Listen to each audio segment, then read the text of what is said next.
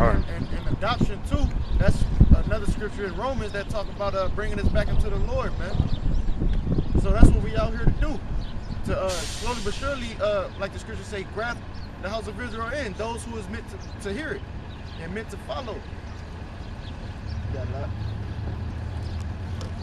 It says, moreover, he said unto me, Son of man, all my words that I shall speak unto thee, receive in thine heart, and hear with thine ears.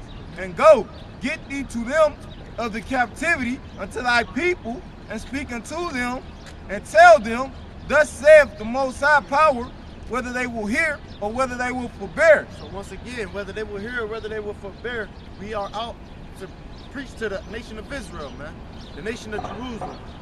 This here sign of so-called Negro Latinos and Native Indians on down. And what we out here telling them, World War III, you know, the arrows about to be shot off from thermonuclear missiles, not to eat pork, shrimp, crab, and lobster, come back into your power by not defiling yourself. The church is our salvation. You know, you see this here sign that say USSR. The thermonuclear destruction is going to be the bitter end destruction of America that's about to take place. And many people that's confused, you tell them what the RFID chip is and they don't know. You know, they like, what's that? You ask them what the mark of the beast, if they even read the Bible, and many of them don't know. So we set up as a middleman, as like a mediator almost, to bring them back to the truth if they willing to listen. So like I said, whether they will hear or whether they will forbear. Can you jump to verse 16? Ezekiel 3:16, and it came to pass at the end of 7 days that the word of the Lord came unto me, saying, Son of man, I have made thee a watchman unto the house of Israel. Therefore hear the word at my mouth and give them warning from me. So that's what we out to do. Once again, give them warning from the Lord and being a watchman to let them know the signs of the times that we living in. That it's many wars and rumors of wars that's going on, you know. It's too many to name right now, but just throwing it out there. If y'all brothers even got RT News app, y'all got the New York Times and so on and so forth, Daily Mail, you can get on there and see the current events. But many people don't like to read. And they also don't like to see that type of shit because you know why? It's depressing. They in a turn-up spirit right now. That's why they say, why turn down for what type shit, man? They don't want to be turned down. They want to be turned up and shit. More focused. That's why a lot of them celebrities is under all them different chemicals and shit. Them toxic potents and like weed and Molly and Zans and shit.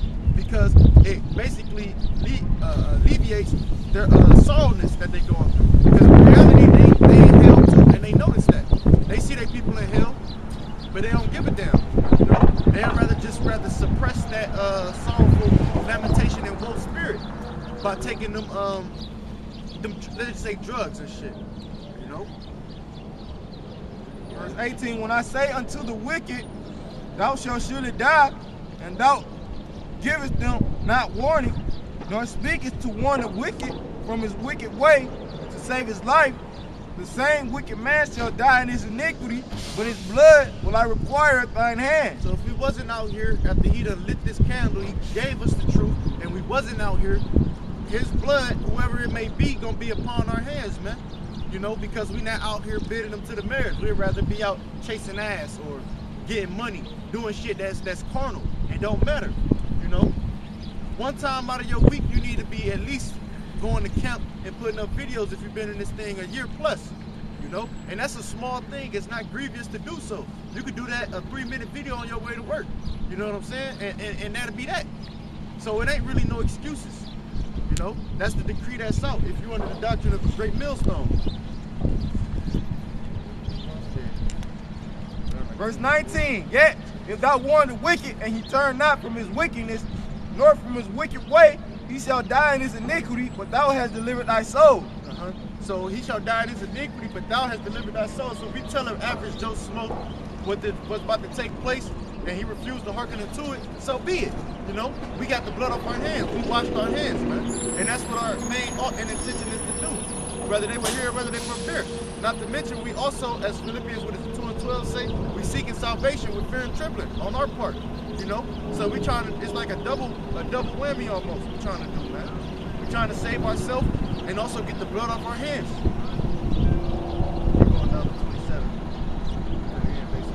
Again, when a righteous man doeth turn from his righteousness and commit iniquity, and I lay a stumbling block before him, he shall die. Because thou hast not given him warning, he shall die in his sin. And his righteousness, which he hath done, shall not be remembered, but his blood will I require at thine hand. That's right. So you'll be slew, and all the work that you did, you fell out after 10 plus years or however long, you know, it's going to be forgotten, man. You know? So because you basically was ashamed of the Lord, or you took your hands off the plow, you ain't fit for the kingdom of heaven. Once you know this truth and you turn back, you start looking back and going and meddling with the world and doing worldly things, you know, you're going to be required. It's going to be required of you is what I'm trying to say. You know, their blood, and you're also going to be held accountable. Right, meaning like, if somebody fall out the truth, man, you know, and we don't basically try to, you know, bring them to scriptures, you know, to uplift them, you know, to try to give them, to turn back into their righteousness, then the blood is going to, be required at our hand, man. You know, that's what that verse is talking about, man. So even if a brother was in the truth and he fell out, you know, you're supposed to, you know, try to encourage him, you know, or what, you know, what's going to happen. You know, try to jog his memory, like you forgot about what's going to take place, bro. You know, because if we don't do that, then their blood is going to be required at our hand as well, man. You know, we have to give them warning as well, man. The brothers, you know, that was in the fold and now they outside of the fold, man. You know,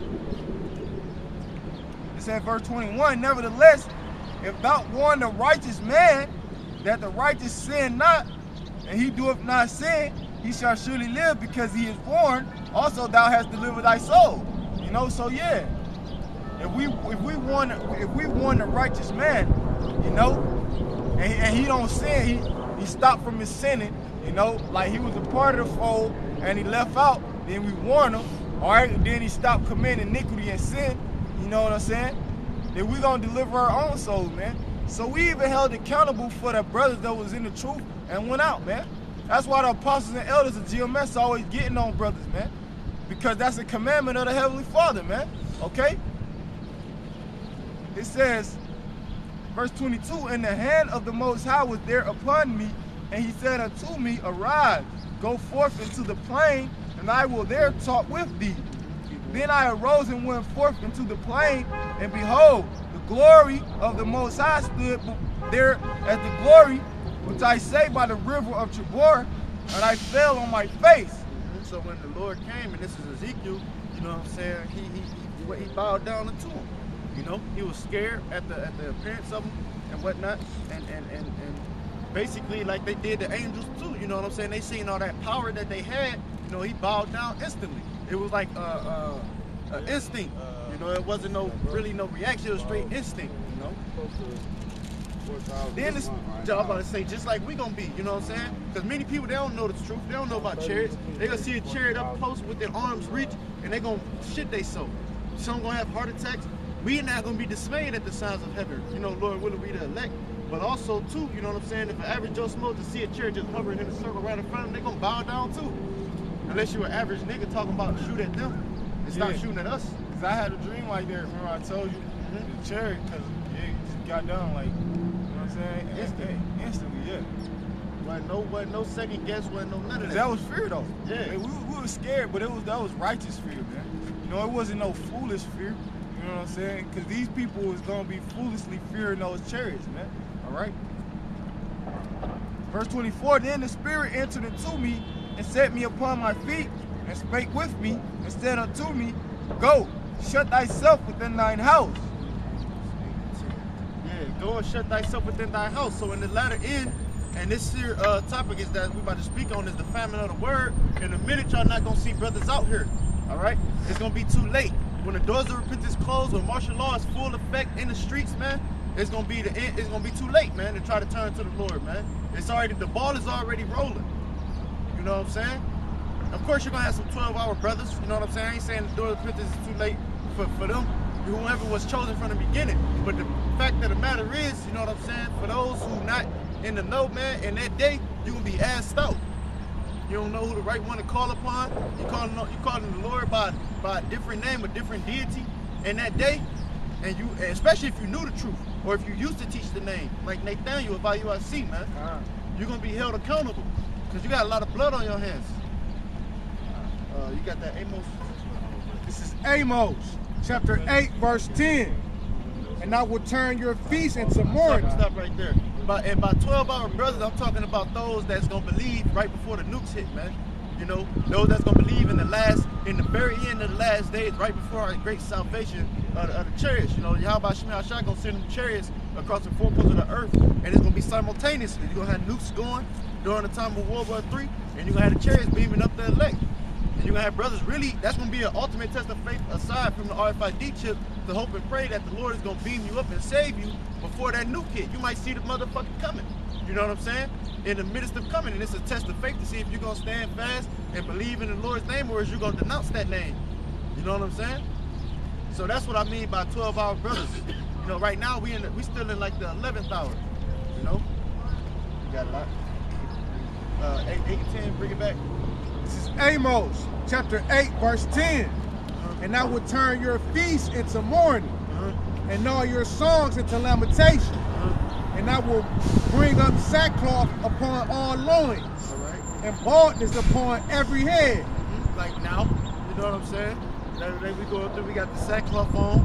That's bringing them back to remembrance of what we once knew, you know? And I will make it as mourning of an only son, now, and the end thereof as a bitter day. Now, like you said, the end thereof gonna be like a bitter day. Now, when what was his name? Ahab had went off. You know what I'm saying? Was that Ahab with Jezebel when he wanted to buy the vineyard, and she sent out the letters to slay the owner of the vineyard, man. And all in all, he ended up humbling down and shit. At the end, he put sackcloth on, ashes upon his head. I believe it's Ahab's. You know. The fact of the matter is, this shows a sign of mourning, man. Sackcloth is like a fucking potato sack, that itchy shit, you know? And then ashes upon your head to show like a sign of mourning, like I'm brought low.